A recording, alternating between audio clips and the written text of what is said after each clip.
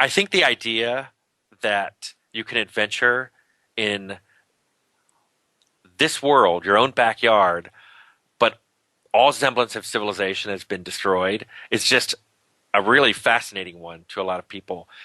For me, especially for Fallout 3, I grew up in Virginia, right outside D.C. So the fact that Fallout 3 was set in Washington, D.C., I got to experience that firsthand. It was fun to run around D.C. and see subway stations that looked they captured those subway stations very well.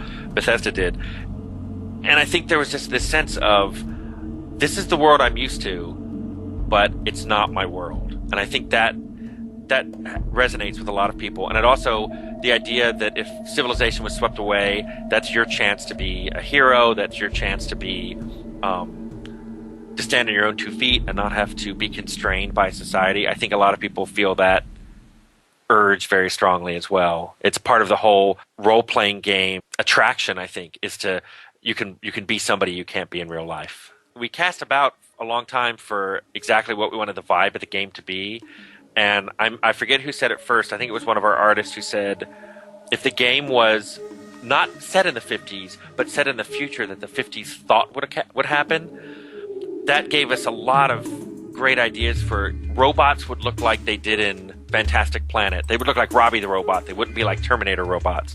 We would watch movies. I think Mad Max and Road Warrior was on a continuous loop. And Fallout shelters and government agencies that dealt with this were just a matter of life back then.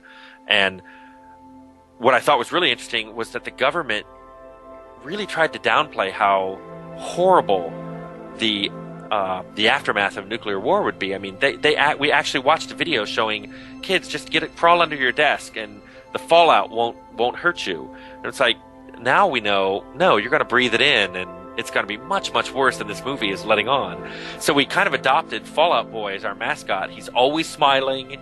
He was always cheerful, even when his hands were being blown off by his guns backfiring, or he was happy and smiley, taking a bath to get all the radiation off of him. But in reality, that's not how it was going to be. A big part of Fallout was you don't trust your own government. We made it quite clear that the government was lying to you, that there needs to be a check and balance, that the military needs to answer to civilians, because the military in the Fallout world pretty much took over. Corporations were taking over. I mean, you saw that the vault you were living in was built by Vault-Tec, and all the products in there were built by Vault-Tec, or a subsidiary of Vault-Tec. So your Pip-Boy, your Stealth Boy, everything was related to this one overarching, massively invasive company. We even had, inside the Fallout manual, we had a page of describing other manuals you could buy from Vault-Tec, which made light of all the horrible things that could happen after nuclear war.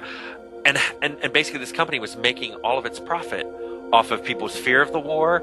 And if a war actually happened, they planned to profit off of that as well. And I think we were just trying to comment that while this is all exaggerated, a lot of this is true in our own society. I don't think anybody doubts that, Halliburton profited off the Iraq war. Now it's profiting off of the BP oil spill. They just, it wouldn't hurt if that game or other games helped raise the consciousness of the players who played them just a little bit and made them look at their own governments and their own society just a little more critically.